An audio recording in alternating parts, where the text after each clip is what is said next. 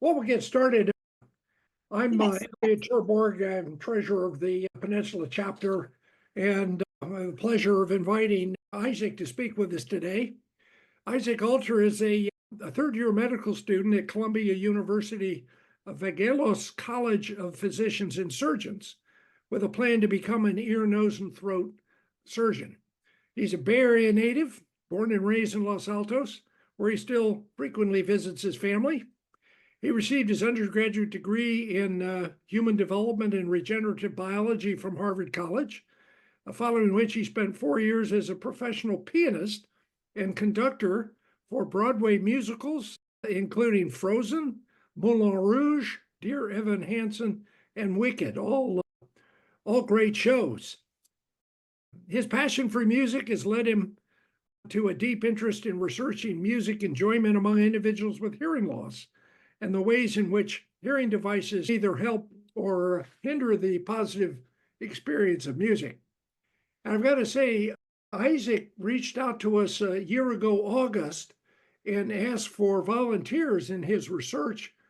I signed up and had a session, I believe it was a year ago, September, and a very interesting experiment online, which I'm sure Isaac will tell us more about today. But I also had the opportunity to hear Isaac present to the East Bay chapter earlier this year. I think it was probably April, May. So I think you'll enjoy his presentation. And with that, Isaac, I'm going to turn it over to you. Amazing. Thank you so much for the very kind introduction. I'm really excited to be here today. So we're going to talk about hearing loss, hearing devices, and their effects on music enjoyment. I've sort of minimized all of you so that I can see my screen. So if anyone needs to say anything, please feel free to just interrupt me as I'm talking. So off we go. So a bit about me, that was a lot of it was already covered in that intro. So I was born and raised in Los Altos. I have my bachelor's from Harvard. I'm a third-year medical student at Columbia. And music has had a big part of my life. I started playing piano when I was 4. It was sort of a hobby when I was a kid, and then by the time I was in high school, it became like my major passion. I actually very seriously considered going to conservatory to just do music, ended up going to Harvard, and sort of ended up on a roundabout path making music my career anyway. So here are just some photos of my career on Broadway. This is me conducting Dear Evan Hansen. This is me in the conductor cam at Frozen, and me after my first show conducting at Frozen. This is me in the pit of Wicked, and sort of a celebratory photo afterwards. And this is me after conducting my first show at Moulin Rouge. So I was very, very fortunate to make music really the center of my life for many years. And I'm very fortunate now to be able to leverage that into continuing to understand music and how it makes us all tick. Just some disclaimers before we move on. Opinions here are my own. I'm on Columbia letterhead, but of course, nothing I'm saying is representative of necessarily representative of the views of Columbia. Also, importantly, I'm a medical student. I'm not a licensed medical provider. I do a lot of research in this space, and I know a thing or two, but you shouldn't take anything that I'm saying as medical. Study results are aggregates. What that means is basically that we look a lot at what the average is, but one thing that I've found in this field is that there's really just so much variability. Some people in a given study that says that cochlear implants, for example, cause people to have less music enjoyment. Some people in there are saying, I'm enjoying music more than I ever have in my entire life.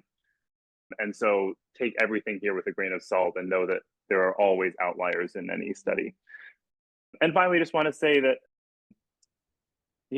I am not someone who has hearing loss, and my goal in this presentation is to be as kind and inclusive of everyone as possible. If at any point I say anything that you find offensive, please feel free to let me know either in the moment or after the presentation. And yeah, with that, yes. Guys, can I interrupt for a minute, honey? Please. Could you please try to slow down your speech? It's a little bit hard for some of us to hear when you talk so fast, okay? Absolutely. Thank you for letting me know. Okay, so here we go. Here's our outline for the talk. So we're going to start with just some background. so that we're all on the same page about how hearing works and how hearing devices work, and just define some terms about music so that we all know what we're talking about when we move forward. Then I'm going to talk a little bit first about cochlear implants and their effect on music, and then moving on into hearing aids and their effect on music. I'm going to end with some words about music rehabilitation and things that you can do if you want to potentially increase your enjoyment of music. And then I'm just going to briefly touch on our ongoing research and how you can be involved if you'd like. So, how do we hear? So obviously we all can see each other's external ears. Sound comes in through the external ear canal and vibrates the eardrum here. The eardrum is connected to 3 tiny little bones in the middle ear. And as the eardrum vibrates, these 3 bones vibrate in a chain. And then this bone, the stapes, vibrates and moves fluid through this organ called the cochlea. And the cochlea is connected to the auditory nerve. So the movement of fluid in the cochlea moves nerve cells, which have little hairs on them that are sort of floating around in that fluid. And as those hair cells move, they send a signal to the brain through the auditory nerve. So this is just a very nice image of the cochlea, of course, magnified many times. And what's in green here are the hair cells. And what's in red are the nerves that are all coalescing to form the auditory nerve coming out of the cochlea. So all these little hair cells move and trigger their individual nerve that then sends that message to your brain, which interprets all of that information. So types of hearing loss. So the first is conductive hearing loss, which has to do with everything before the cochlea. So a form of conductive hearing loss is having too much earwax in your ear canal, or it could be a problem with your eardrum, or some people have problems where they get sort of arthritis in the joints between these bones and they don't move as well. So anything that's involved in the conduction of sound from the outside world to the cochlea is called conductive hearing loss. And then what is more common is sensory neural hearing loss. And this is especially common in everyone as we get older. And essentially what that has to do with is the cochlea itself. And there are different ways that this can happen, but essentially in sensory neural hearing loss, something goes wrong with either the hair cells, the nerves that the hair cells are connected to, or both. And so even though you're getting just fine sound through your ear canal and your bones are moving just fine, and the fluid is moving through your cochlea, that sound is not being translated into the nerve the way that it should be. I apologize if you can hear my cat in the background. She just had a little meal and she's very excited about it. So moving on. So hearing aids and cochlear implants. So this is sort of an outdated picture of a hearing aid. This is not, as most of you probably know, this is not really what they look like anymore, but it's just a particularly obvious picture of a hearing aid. So what a hearing aid does is it just essentially is a microphone and a speaker.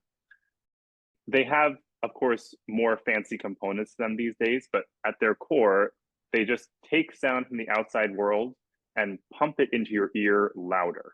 So you're just trying to get the eardrum vibrating more and the bones vibrating more and the fluid moving more. So it's essentially just making things louder. A cochlear implant works differently. So the cochlear implant, there's a receiver on the outside of the head that sort of functions similarly to the microphone component of a hearing aid. But what it's doing is it's bypassing the entire conductive system. So what the microphone is directly turning that signal into electricity that is then going into the cochlea via this electrode that's threaded into the cochlea. And those electrical signals are stimulating the nerve directly. So you essentially lose all of the stuff out here from the external ear to the cochlea, and you're just directly giving electrical signal to the cochlea. Okay, so that's all about hearing. Just some terms about music. Pitch is like is a word that we use to describe like the different frequencies of sound. And in music, we tend to give those letter names, and they're organized in octaves. But in the world of physics, those are all given frequencies in hertz. Rhythm is just the space or the speed with which different pitches are played. Harmony has to do with the relationship of different pitches, whether they're played at the same time or close together. Timbre is the quality of the sound. So it's how we might know the difference between a violin and a piano and a flute. They all have different timbres. And timbres are really affected by what's called harmonics.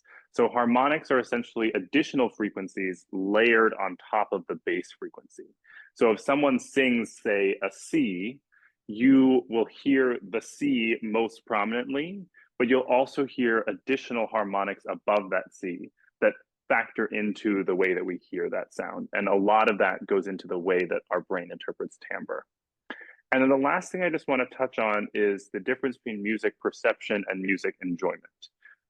If anyone has me on your camera, you are seeing my cat now. She's coming to say hello.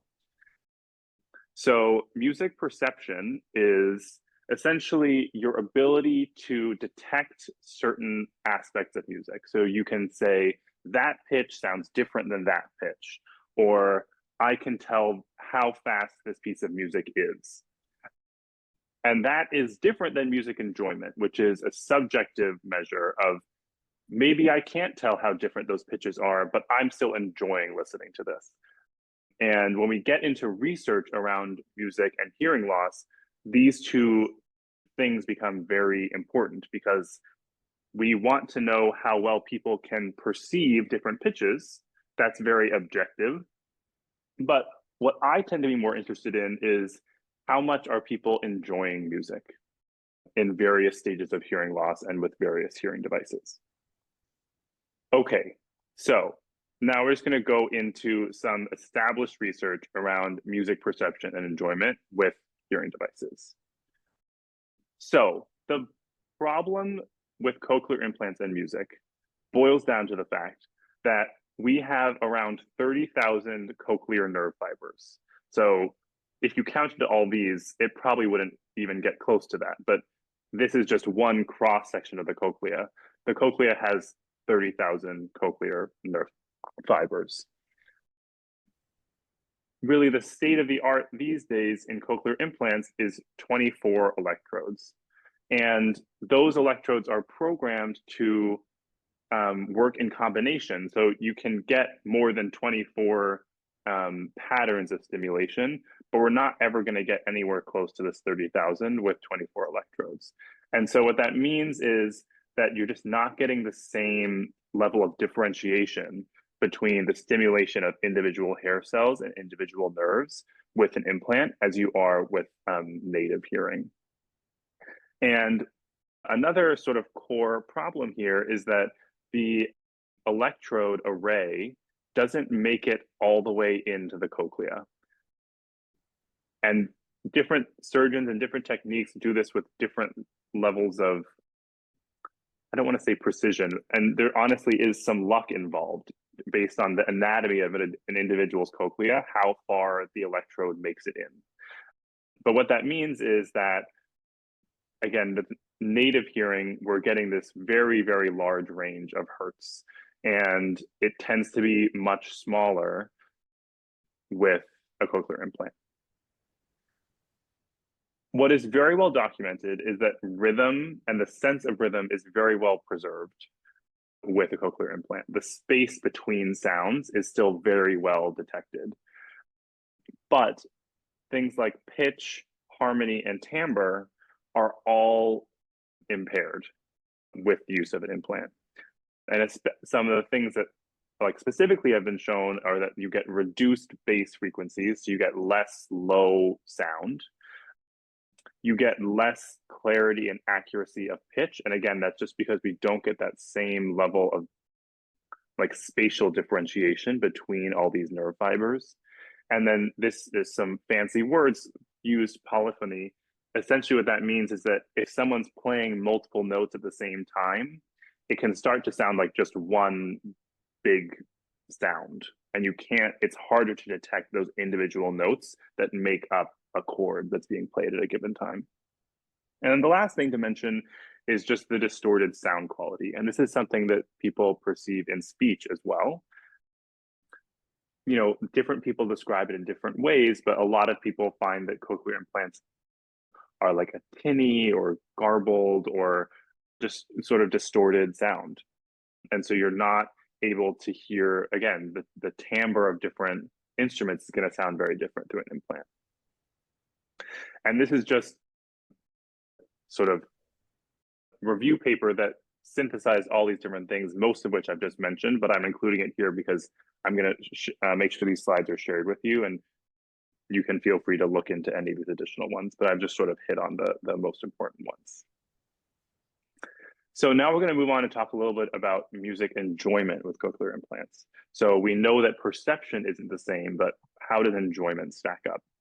So what literature tends to find is that in around 50% of cochlear implant users, there is decreased music enjoyment from pre-implantation to post-implantation.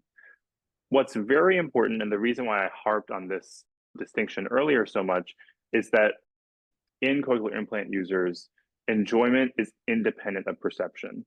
So how well you perceive music, how well you can discern pitches, actually has no relationship to your self-rated music enjoyment if you have a cochlear implant.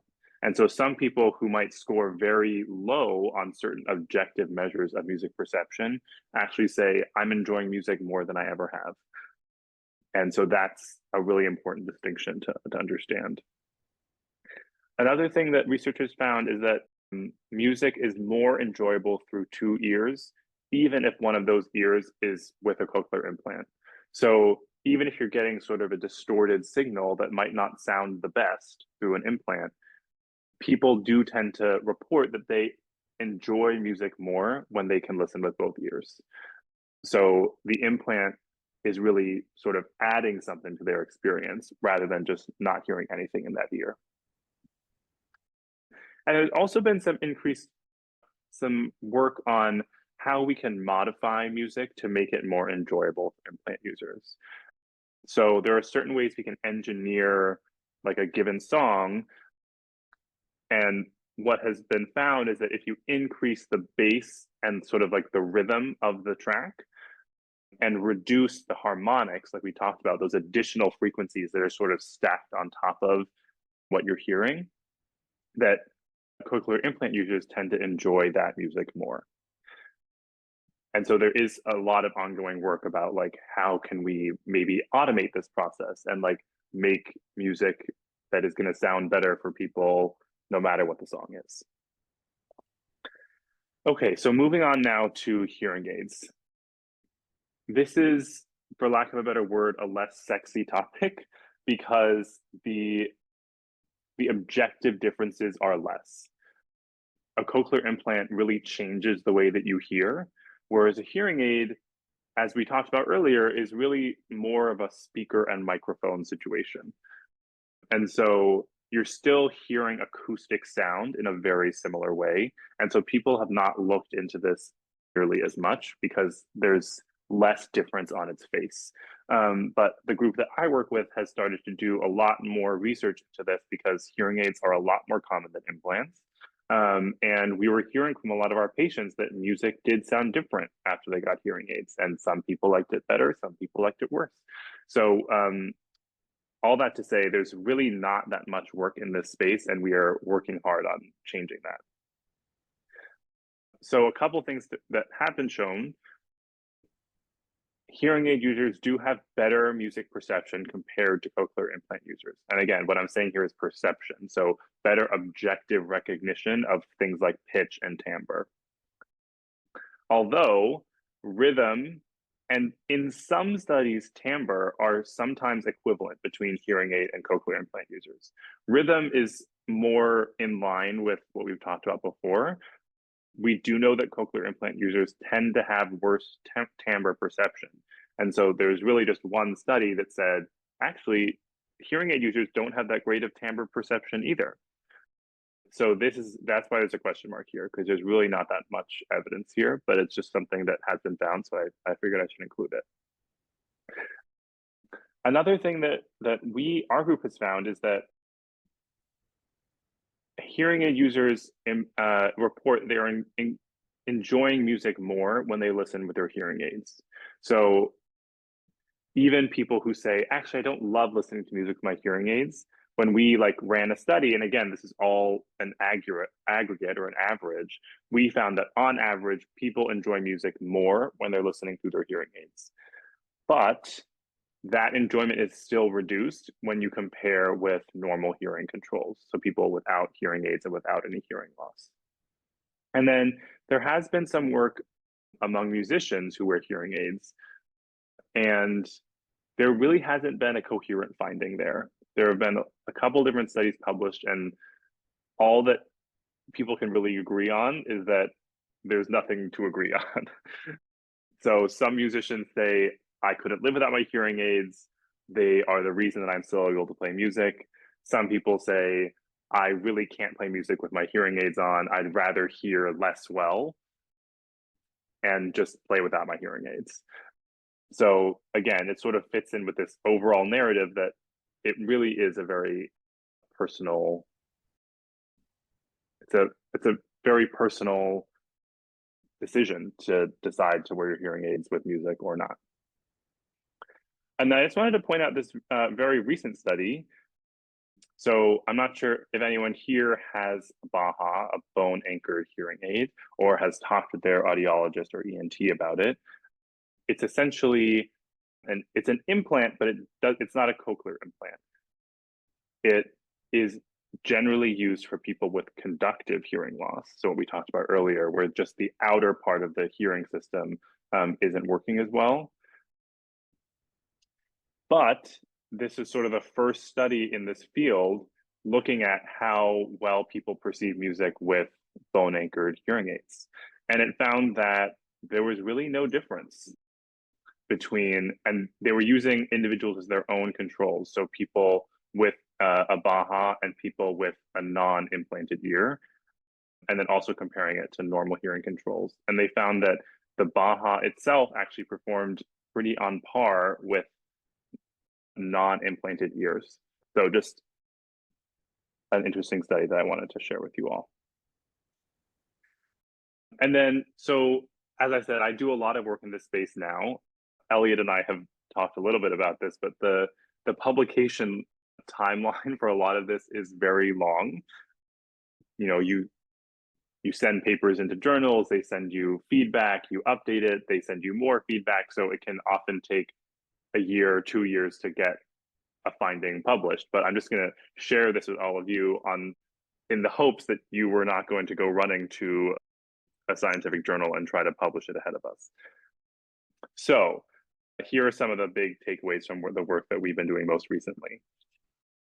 So we have done a lot of work on musical emotion. What was that?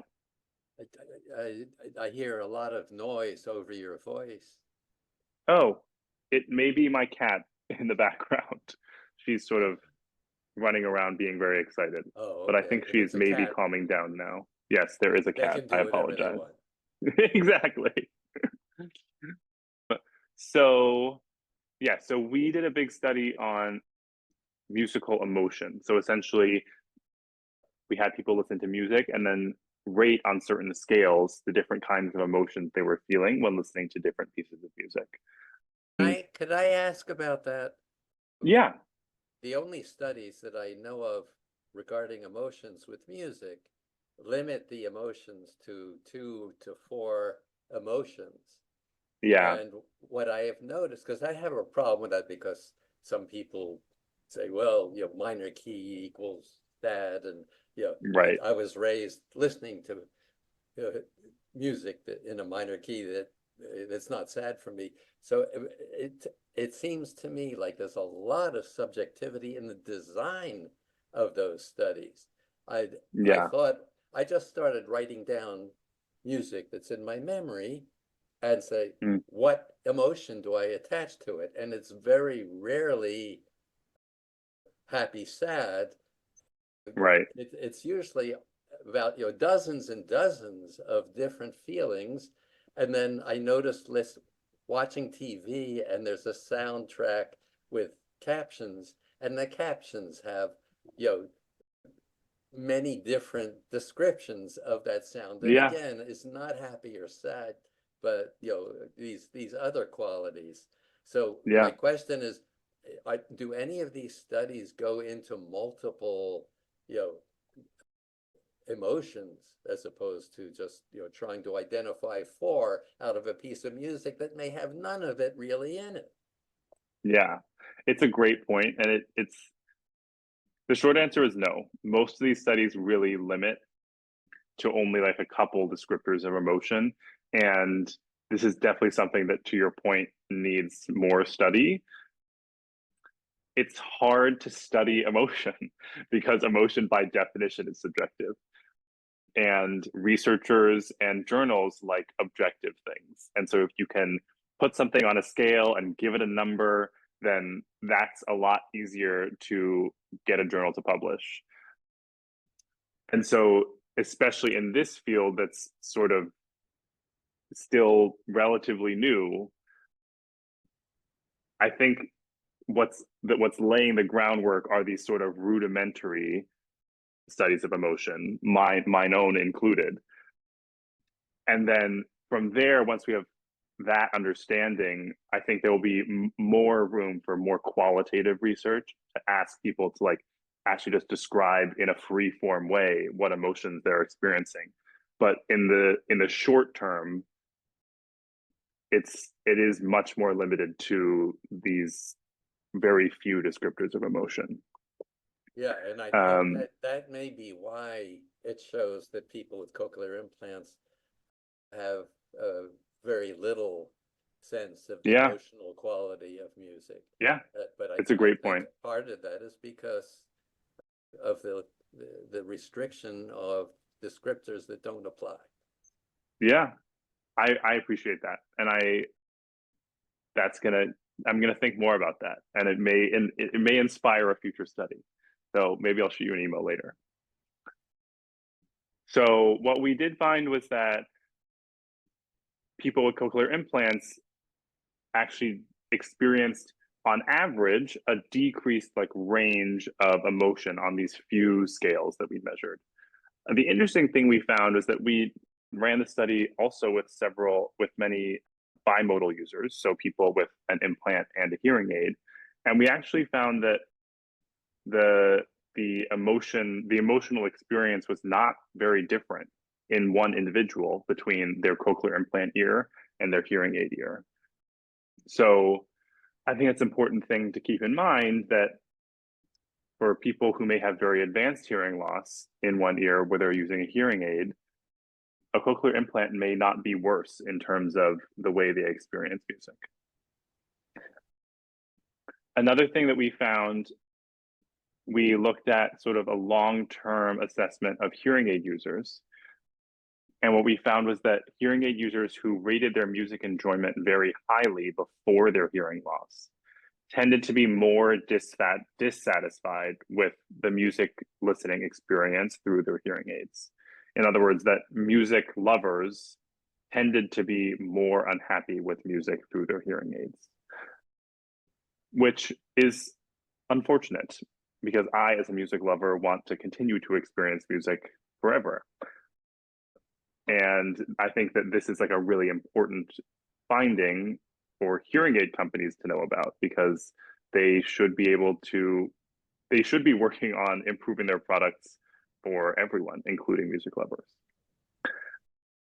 We also found that for long-term hearing aid users who were continuing to experience worsening hearing over time, they actually overall reported stable music enjoyment over time in their years of having a hearing aid.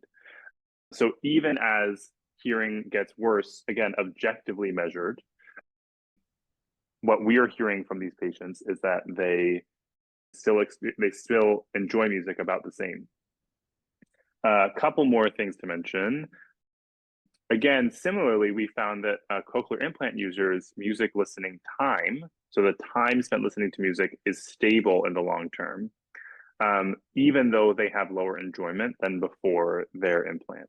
So I interpret that to mean that people may not feel that they are enjoying music the same amount as they did before, but they are still able to engage with music the same amount as they did before. And finally, we recently worked on a study that found that music enjoyment was correlated with amount of music listening time and participation in music activities, whether that's lessons or a choir or an orchestra or even dance.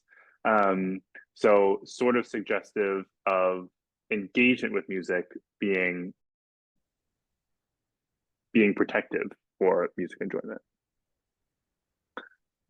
Okay, just some big caveats here and some things that I think the field needs to do better.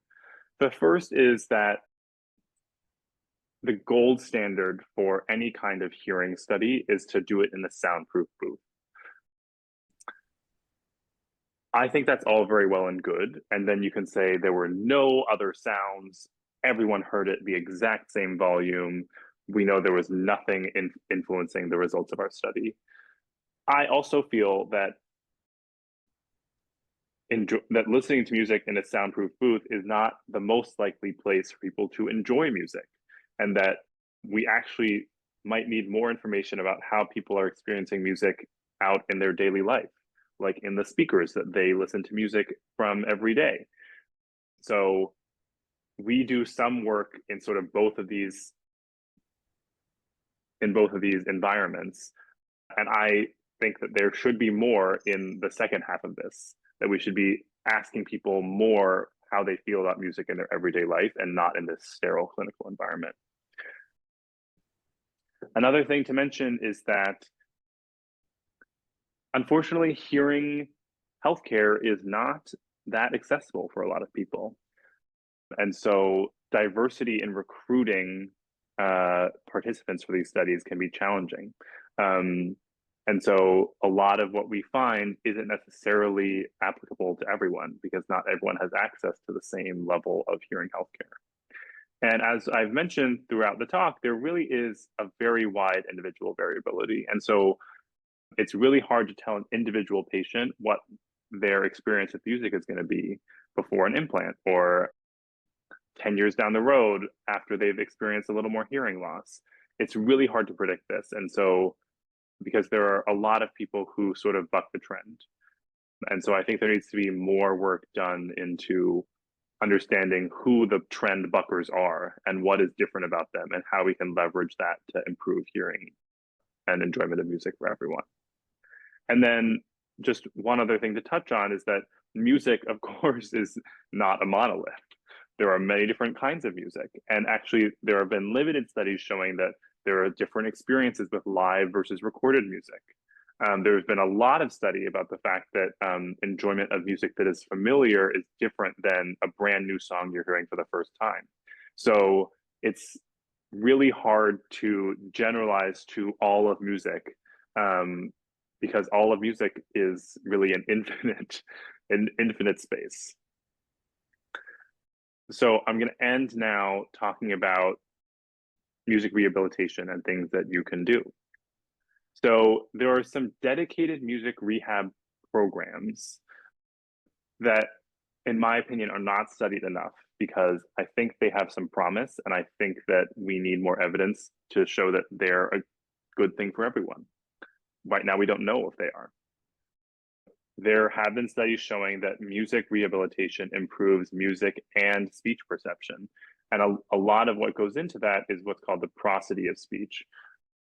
It's, the sort of inflections in someone's speech that really is different pitches as people are speaking. And some studies have suggested that improving your music perception can improve the speech perception because of this factor. There has been some data showing that music rehab programs benefit both bilateral and bimodal cochlear implant users, although there's maybe more benefit for bilateral users. And there's actually no existing data on rehab for hearing aid users. There is a suggestion that longer training, so on the order of weeks, again, this is for hours every day, but maybe an hour a day or a couple hours a few times a week, longer training tends to increase the benefit. And that all these factors that are sort of outside of an individual's control, like the age at which they're implanted, their prior musical background, and how much they're listening to music after their implant, are correlating with music outcomes.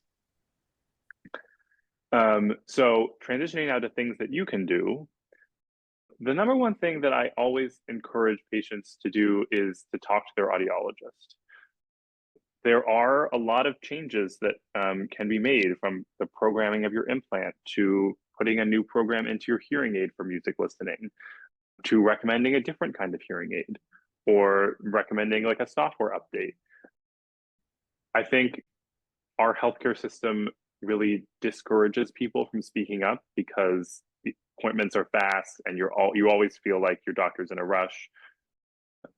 I would encourage you to tell your healthcare providers how you're feeling about music through your hearing device and see if there's anything they can do about it. Because sometimes there is, and I will say sometimes there isn't, but these are very intricate devices, and in a lot of cases, there can be some improvements made.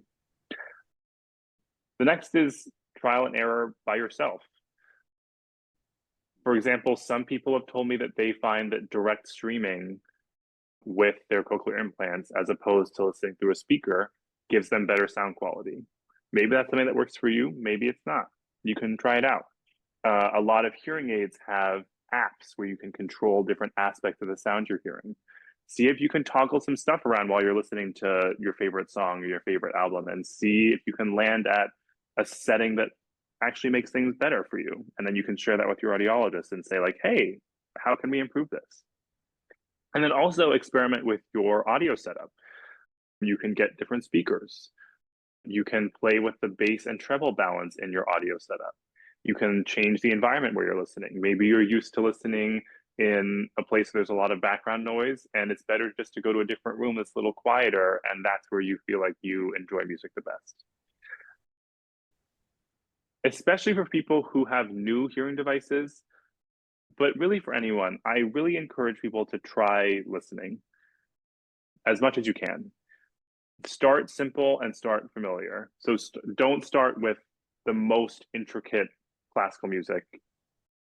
Start with a song that you know well and that maybe doesn't have a million different instruments playing. There is a lot of evidence showing that people tend to enjoy music more when it's music that they were familiar with from before they had hearing loss. And so starting with that and then working your way towards things that are newer is, I don't want to say tried and true, because there's not enough, I don't think there's enough study in this area, but it is something that there is some limited evidence for. And another thing to mention is incorporating other senses. So for some people, that means going to live music more so they can see the violinist moving their bow and see the fingers moving, because that visual input helps inform your brain as to what you're hearing, which sounds crazy, but the brain is really a crazy place, and it can put lots of different puzzle pieces together to change the way you're experiencing your senses. Another example is if you play an instrument, just the tactile experience while you're listening can make a big difference as well.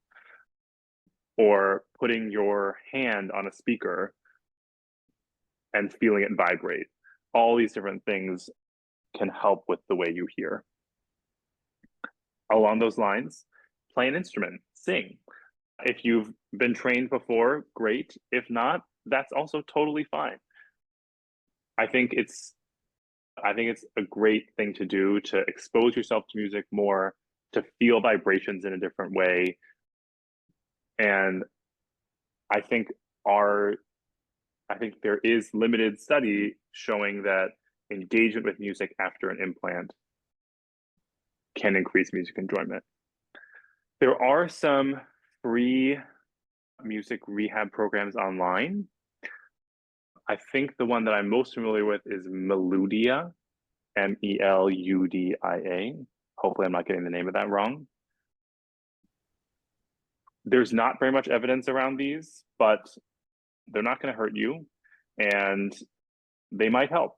So if you have some spare time and you're interested, feel free to do a little research and find a program that might help. But if you're considering implantation, think about the timeline. There is some evidence suggesting that the younger you get implanted, once you have hearing loss bad enough that categorizes you to be an implant candidate, the better.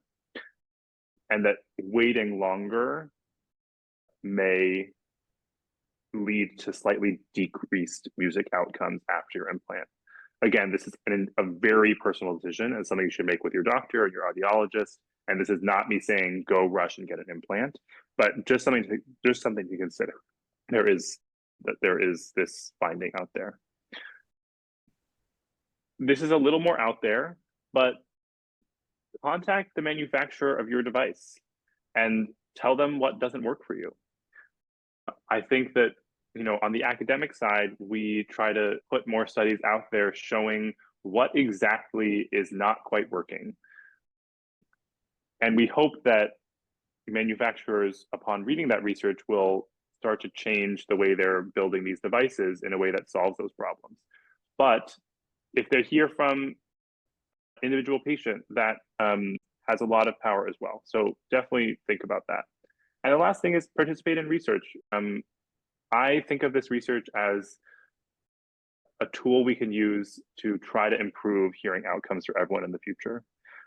And so I hope that a lot of people who may not be the most happy with their devices, or the people who are really happy with their devices, can come help us out and understand the ways that these devices are working well or not so well, and that we can translate that into improvements in the future.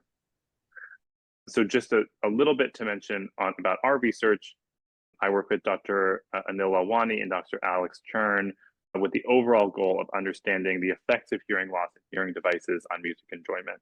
And as I talked about, the big study that we're sort of more wrapping up these days is about emotional responses to music.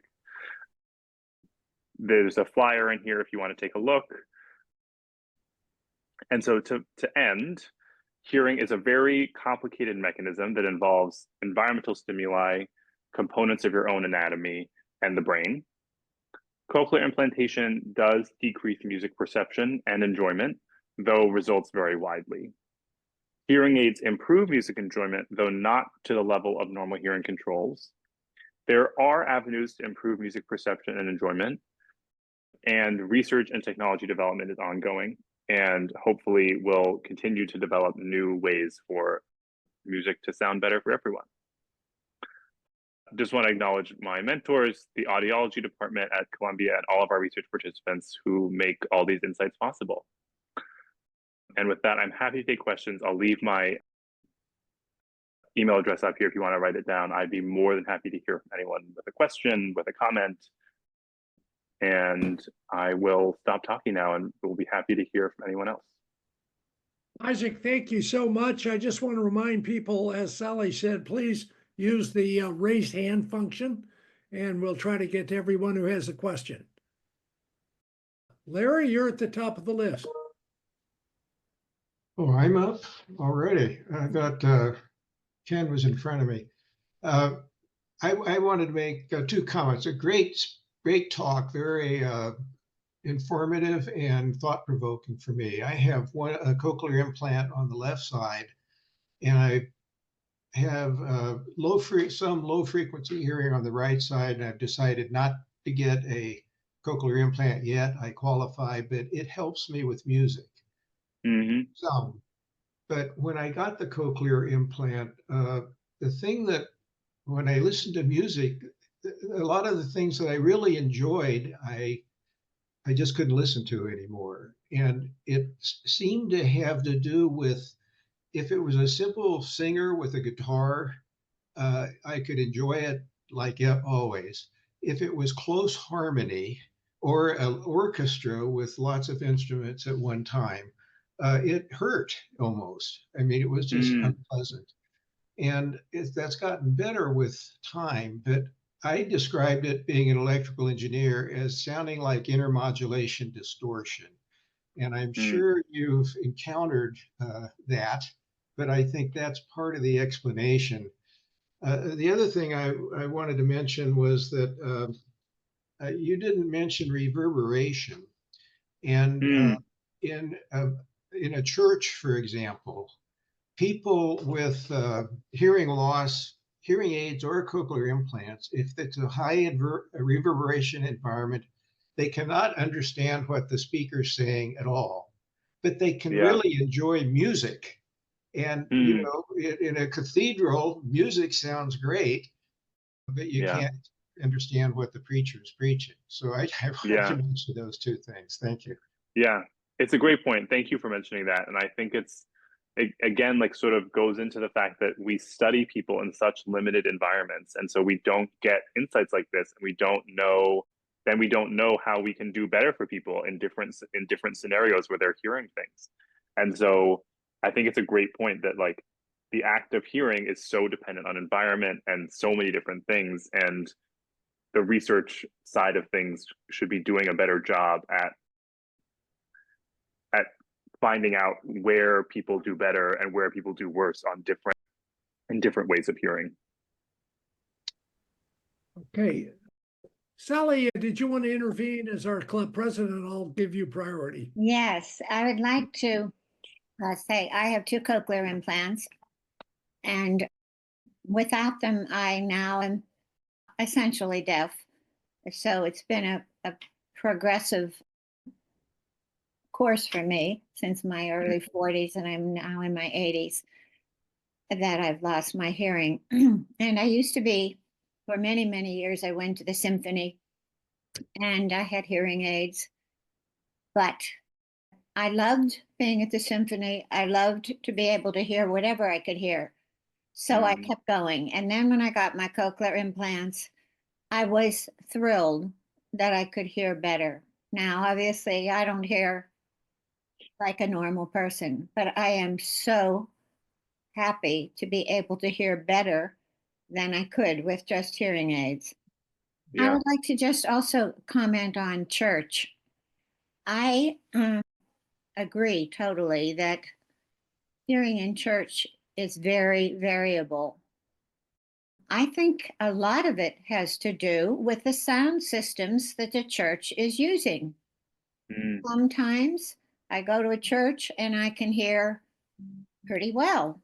Other times I go to a different church and I can't hear very much at all. I can't discern what is being said. So in my own church, I have gone to them and said, please look into what you can do to have a better system for hearing people, for people with hearing loss, especially because there's a lot of us in my age group over 60s that don't hear very well. And it's really distressing. So I think, you know, our advocacy is so important. And I have seen them change systems over the course of years to having a much better one now than they had when I first asked them years ago. So I do believe that we as hearing impaired people can impact the places that we frequent by asking for additional help and support and letting them know that we want to hear better and that there is technology out there that is improving people's ability to hear in large spaces. So I think that we have a real responsibility there. Okay. Isaac, We have a few more questions. Neil, did you have a question? could he take the screen share down? Oh, yes, I'll stop. Yeah, that helps. Thank you. Righty. Oh, good. Thank you so much for this presentation. I've been so interested in music perception. I was implanted by what's it by, not by, yeah, bilaterally, I guess it is. It's about 4 or 5 years ago. And in the beginning, my music perception was practically non-existent. I didn't even have pitch perception. And through different studies, I'd sign up for everything. I'd love to, know more about other studies that I could join. I've been in studies in Germany, and since this group is in Southern California, I don't know how many people know about Ray Goldsworthy's work at USC, very similar to what Mr. Alter is working on. And they have both online and in-person studies going on all the time. And I'm just going to put, if you're interested, the Bionic Ear Lab. We meet every Thursday. The music group does, that is, the people who are interested in music for cochlear implant wearers. And we just had Gefeller at, I think it was the last meeting or the meeting before. Some of the different people that you're studying have come. And have you presented to the USC music group yet? I don't think so. Oh, you would be great. I will sign you up. Okay. Because we have so many different people. Some are musicians. We listen to a whole bunch of different instruments and listen to and give feedback on the quality of sound for different people. And it's a good support group for people with cochlear implants who really are interested in music. And I've started taking music lessons recently. I've gone from practically no music perception to certainly a degree of enjoyment of singing and listening, even if sometimes my pitch is right on. I can't account for it. My music teacher is working with me on that, and then sometimes it's what I think is a do mi so is actually a do re mi, or vice versa. But it's music is so important to me, and I think so many people. And so I appreciate all the work you're doing. Thank you. Hey, Jane, do you have a question? Jane Wilson? Okay, we'll skip to Ken. Ken. There you Hey, go. I have Okay. cloth hearing aids, and I've just noticed in general, since I got them, listening to music in person, sometimes it sounds a lot harsher or shriller. Yeah. But the thing that really drives me crazy is I love to sing, and I'm a soprano, and I find that when I get to the upper part of my range, it sounds like somebody stepped on your cat's tail. And it's like, do I sound that bad? I don't think I do, but that's how it comes across. Yeah, it's a very interesting thing. I think, I've talked to singers who are like, I couldn't sing without my hearing aids, and I've talked to singers who are saying similar things to what you're saying, that like I sound different. I don't know how to know how I'm sounding anymore. So it's a great thought, and honestly, something that I might want to study again in the future is like specifically singers with hearing aids. So thank you. Yeah. Ken? yeah, hi. Thank you, Isaac, for your wonderful presentation. I have two questions. One is a comment and a question. I have been wearing ear lens, and I want to know if you have any experience with ear lens. It has made a dramatic improvement in my ability to perceive and enjoy music. I play drums in a rock band, so it's very important to be very music and listening to music. And it's interesting that the ear lens works by really finely stimulating the tympanic membrane. Even though I don't have conductive hearing loss, it's sensory neural. It seems to make an improvement, especially in the higher frequencies. So for the first question is, have you had any experience with ear lens? So I've heard of it. It's not something that I don't think any of the audiologists at Columbia are using it, at least not yet.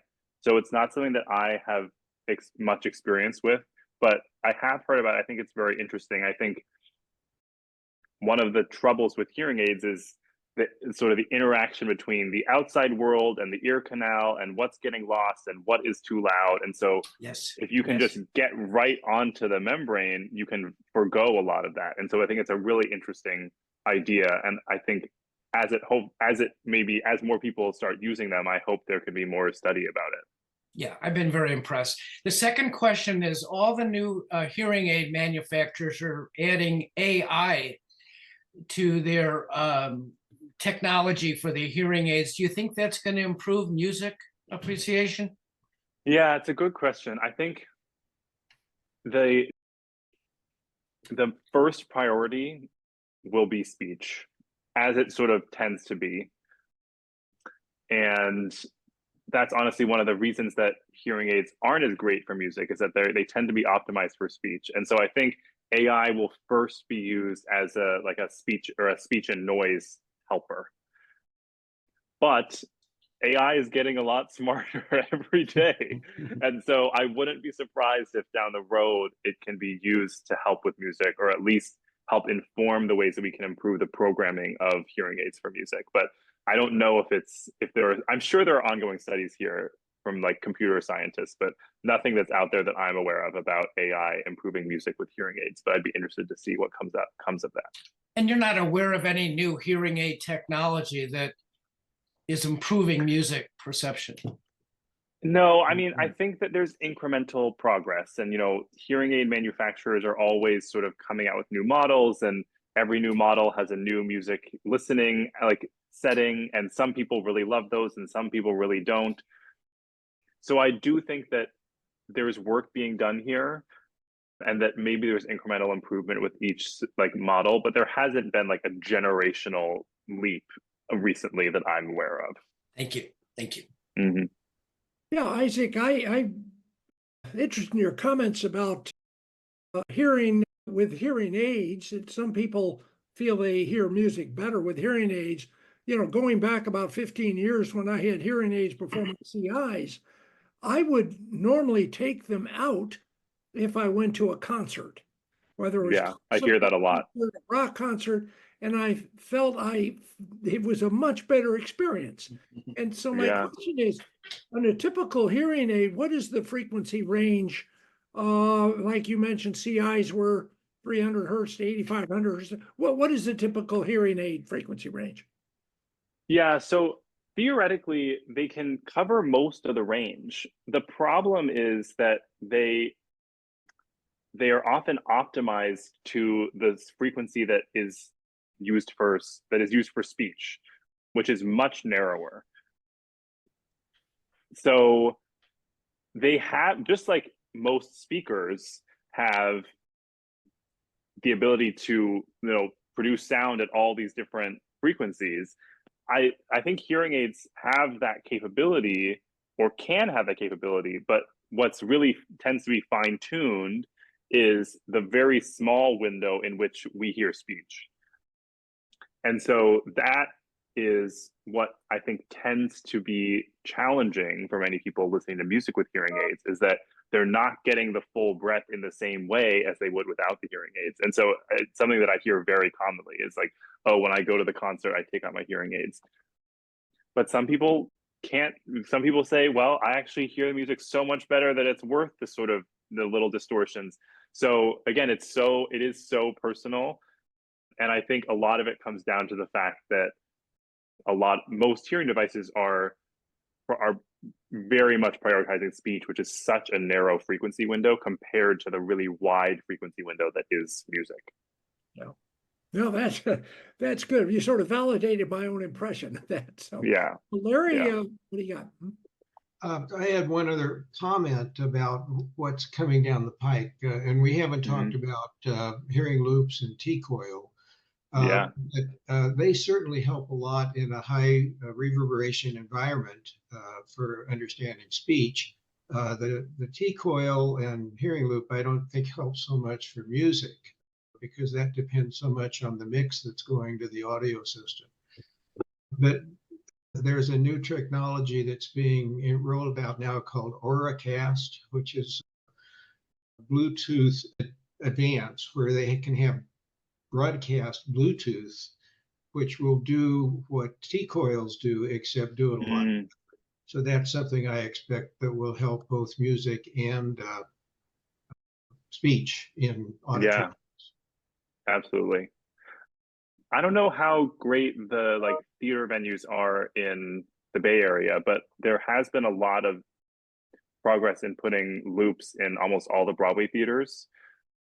And a lot of people really swear by that and find that it's a much better experience, both for speech, but also for music, just because you get less of the distortion of all the air and all the people around you and all the rustling. But it's a very interesting thought of like, what if we could just do that all the time? So I will definitely look into Orcast. That's very interesting. Yeah. Are there any other questions for Isaac? Well, Isaac, on behalf of the Peninsula chapter of the HLAA, we really want to thank you for taking your very valuable time as a student to talk to us today. And it was a wonderful presentation. And we hope maybe you can visit us again sometime in the future and share Yeah. some research. So Yeah, thank you all so much for your attention. It's really been my pleasure to be here, and thanks for all your discussion and questions. I hope you all have a great rest.